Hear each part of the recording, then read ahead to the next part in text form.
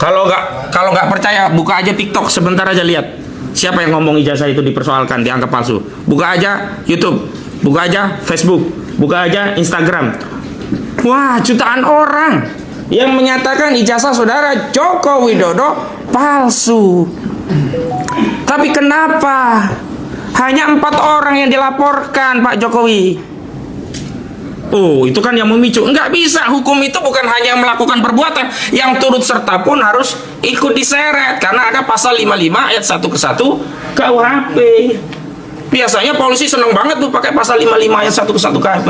Enggak ada urusan pun ditarik-tarik. Oh, ini turut serta perbuatan. Tapi dalam perkara ijazah palsu ini kenapa dipilih hanya 4 orang? Kenapa nggak seluruh rakyat yang hari ini menyatakan ijazah saudara Joko Widodo palsu itu juga dibikin LP gitu loh? Bikin aja LP seluruh polisi di seluruh Indonesia, kan bagus. Perkarakan saja seluruh rakyat Indonesia, kan bagus.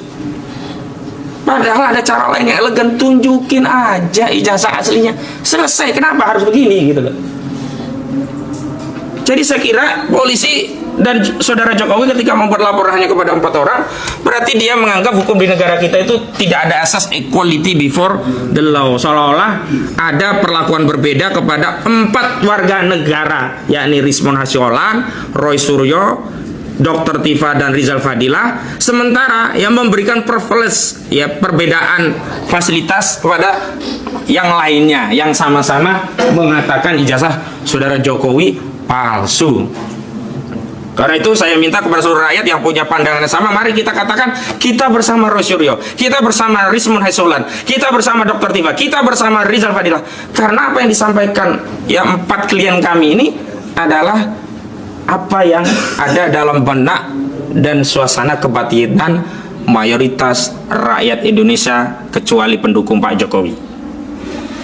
Selanjutnya, kalau kemudian ini dikaitkan dengan Undang-Undang ITE pasal 27A, ini juga sama, ini terkait pencemaran, menyerang kehormatan di ranah ITE. Tapi kami juga nggak takut. Kenapa? Karena ini maksimal cuma 2 tahun, nggak bisa untuk nahan. Jadi pasal 27A Undang-Undang ITE, Undang-Undang nomor 1 2024 yang merupakan perubahan Undang-Undang kedua ya 19 2016 contoh Undang-Undang nomor 11 2008, ini kami nggak ada khawatir.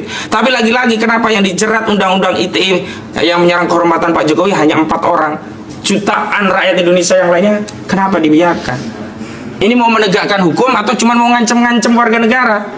Mau menegakkan hukum mau atau mau mempolitisasi, mengancam dengan sarana hukum, seolah-olah ya dengan laporan kepada 4 ini, orang 4 ini bisa diam, bungkam, dan kemudian seluruh rakyat ikut diam dan bungkam. Mohon maaf saya tegaskan, Rismon Hasyolan Sianipar menegaskan dengan tegas tidak takut penjara, bahkan kalaupun harus mati karena membela kebenaran, membela ilmu. Dan mohon maaf saya kutip apa yang disampaikan oleh klien kami Pak Rismon ya Hasyolan Sianipar, saudara Jokowi bisa menipu pendukungnya, tapi tidak bisa menipu teknologi. Karena itu kami mau nanti proses pembuktian yang menjadi basic itu adalah pembuktian secara teknologi. Jangan testimoni. Kalau testimoni, keterangan saksi udah banyak tuh yang bohong-bohong. Seperti di kasus PN Surakarta, saksi-saksi yang dihadirkan untuk menjerat Gus Dur dan Bambang Tri ketahuan banyak bohong. Bahkan ada kepala SD Tirto Yoso, itu dia sudah non muslim tapi masih mengaku muslim, bohong. Kemudian ada juga yang menyatakan Jokowi itu pinter ya, ranking 1 terus. Ternyata enggak ranking 1 terus, bahkan mungkin bisa jadi enggak ranking 1. Ini kan bohong-bohong. Makanya basis daripada pembuktian kasus ijazah palsu ini adalah teknologi, bukan testimoni.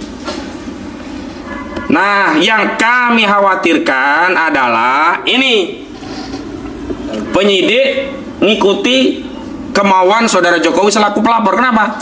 Penyidik memaksakan menyelundupkan pasal 32 Undang-Undang ITE yang tidak ada kaitannya dengan kasus ijazah palsu, semata-mata hanya dengan motif agar bisa menahan klien kami. Kenapa? Karena ancamannya 8 tahun. Ini nggak ada kaitannya dengan ijazah palsu nih.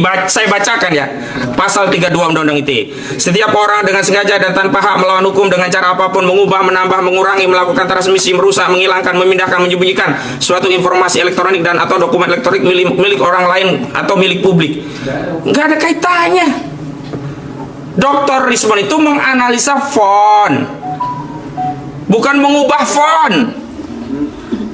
Dr. Rismond itu menganalisa spesimen tanda tangan, bukan mengubah tanda tanganannya. Dr. Rismond itu menganalisa pejabatnya, namanya dari Ahmad Sumitro menjadi Ahmad Soemitro, nggak pernah dikotak-kotik itu.